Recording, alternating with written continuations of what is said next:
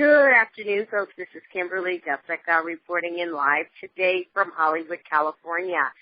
And I'm so excited today. We have amazing information that I'm going to be sharing with you guys in just a bit. On another note, I'm just really happy that it's warm outside for once. Well, it's not really that warm, but, it's not raining like it was before. And I'm still jet lagged. Of course, I just got off the plane from Oregon, and that was pretty interesting. And now I'm here in the studio, and I have some great information that I'm going to be sharing. Basically, I have a book here called The Secrets of the Lost, and it's the validity of multidimensional existence, basically parallel universes and multidimensional existence. And the author, when she was about 13 years old, knew she was special and there was more to this world than met the eye.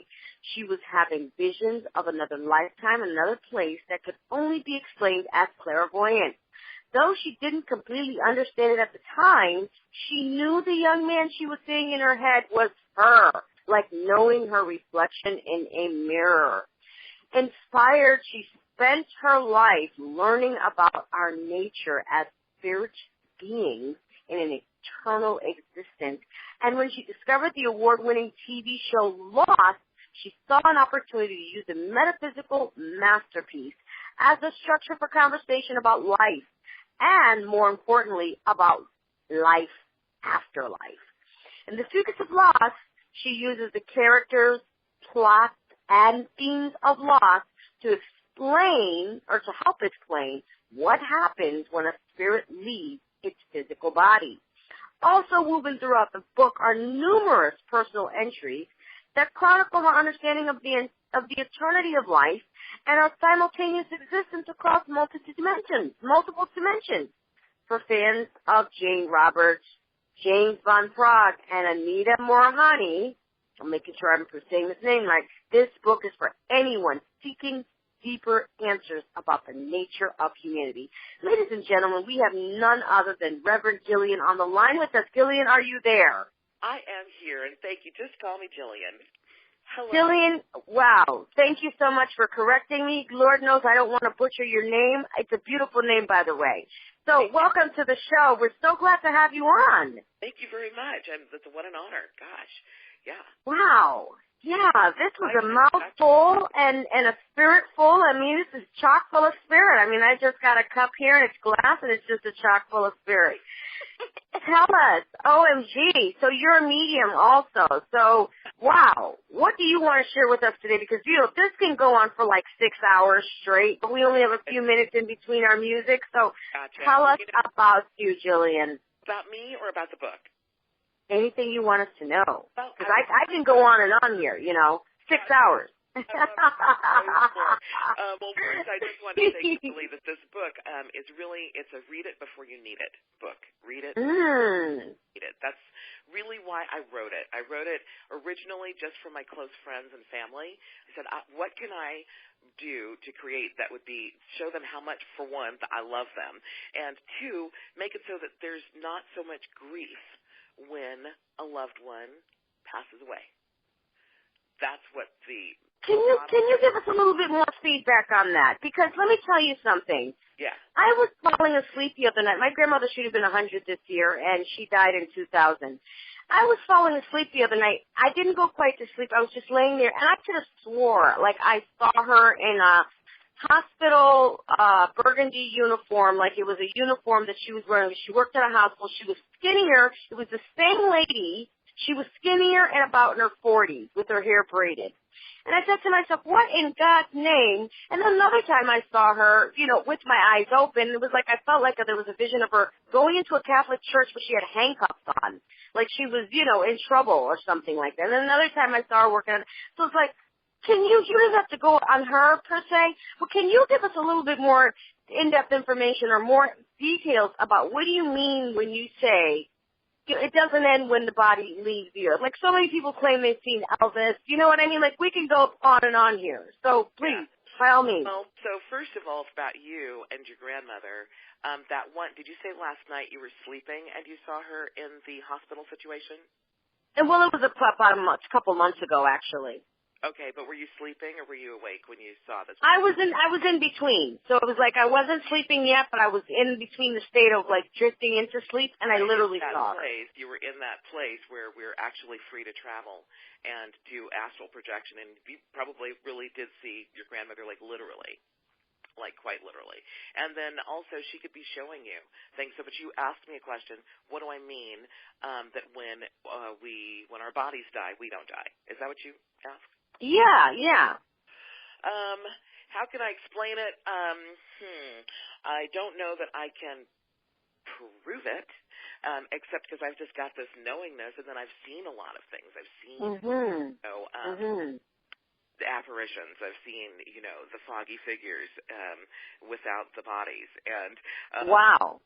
Yeah, with my own eyes, and I believe that I have been gifted with that, with those incidents, so that I could be here right now and speak about it with complete clarity. Like, I'm not worried about, anyone thinking that I'm crazy, No, you're not. You're not by any means. I mean, there's too much evidence out there of people like you that know. You know what I mean? That there's like an entire business around this. Like literally there's billions of dollars to be made with what you're doing. It's just changing people's lives and explaining things to people that they're not able to explain. And being the explainer of the unexplainable is what I see you as. The explainer of the unexplainable.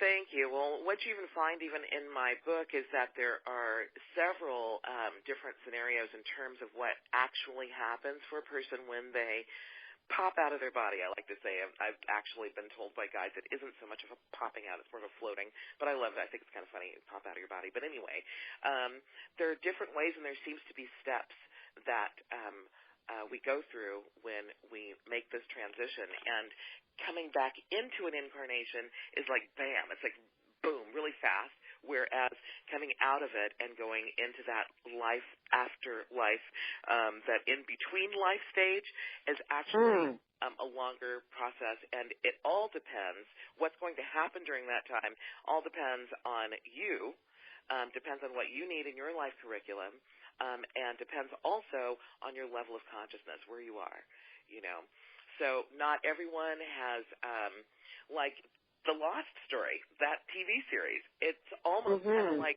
those characters were sort of in kind of a purgatory kind of a place, sort of, For some it was very blissful, and for some it was crazy chaos, and for others it was just, Then I noticed some of the characters who, during the series, like, it seemed that they died on the island, and actually what that meant was that they moved forward in their life. They were done with the curriculum that they needed to learn in that in-between space, and were able to now move forward into their next incarnation, so they left there. But, yeah, and so then my question in the book becomes, is that possible? Is it possible for a group of, because I'm sure that you maybe and others who are listening have heard of situations where a person is kind of like stuck once they transition. For instance, haunted houses and stuff, where you've got a crazy entity in there who's just there doing crazy stuff to people, just making chaos, making noise, or even hurting people, but just like stuck in this place. Or even an entity who's not angry, they're just simply stuck in this place and not moving forward. So you'll have someone like me come in, to do a clearing, to counsel this spirit and see if we can help them move forward and on and out, at least of that space. But so why then would they be stuck like this? So we've heard of one person being stuck, and we have a group of people be stuck, and actually that can happen. And there are situations where, like, for instance, a couple of people in a car accident, the car is submerged in water, and they transition while still in the car, and they are still in the car, spirit-wise, even after the car has been pulled out. Their bodies have been taken out. They've been buried now, but that's what they're living until they go through it. Yeah, exactly. So they still think they're in the car. Yeah, and actually they don't think that they are, but it's just ethereally. It's not it's not in the physical. You know what I mean? It's in a different dimension. And so there are folks. Wow, they're suffering. Yeah, I mean, you can create whatever you want. So there was this great story about a lady who wanted to connect with her husband, and so she saw a guide. She went to see a medium, and the medium connects with the husband. The medium did not know the husband, but she described his office. She sees him in his office, walking back and forth, doing his typing. He's, he was a writer, and he just stayed busy. He was close by. She could tell that he was close to the family, and this is what he chose to do while he was in a hovering kind of status. And we can make that choice, too, to hover. In my book, I acknowledge that if my parents are still here when I transition, I intend to hover here until they cross. Yeah. So that's basically what he was doing. But while he was hovering, he was doing what made him feel comfortable, which is the work he's always done, even while he was in the incarnation. So he was just busily going about his, day-to-day as he always had, even when he was in his body.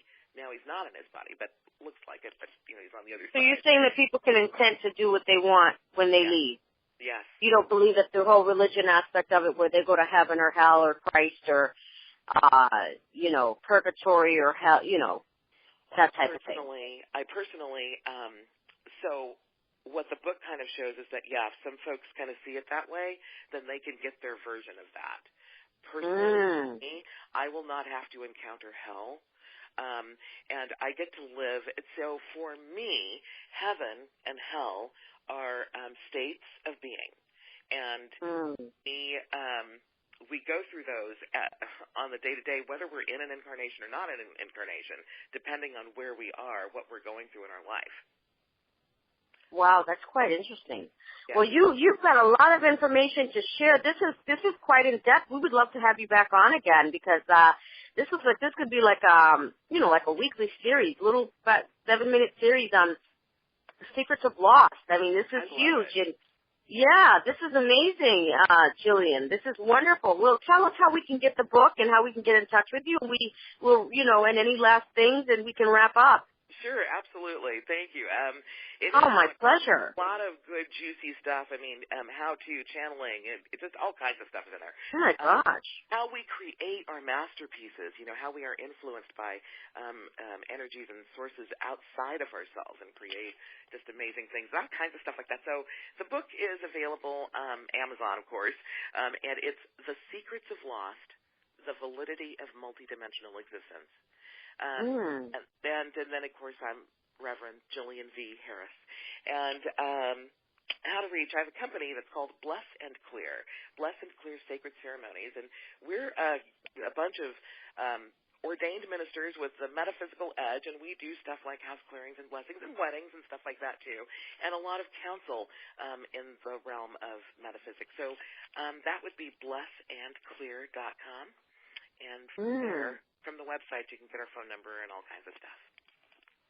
Well, Gillian, this has been amazing to say the least. This is, we went over a little bit, but it was worth it. We thank you so much. Please stay in touch with us.